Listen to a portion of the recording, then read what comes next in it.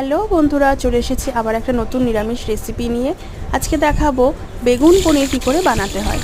প্রথমে কটা ছোট বেগুনকে আমি এইভাবে কেটে নিয়েছি, এরপরে তেলে ভালো করে সেটাকে ভেজে নিয়েছি এবং সাথে কটা ছোট ছোট বেগুন আমি টুকরো করে কেটে কিন্তু ভেজে নিয়েছিলাম। এরপরে 200 গ্রাম পনিরকে আমি তেলে হালকা করে ভেজে নিয়েছি।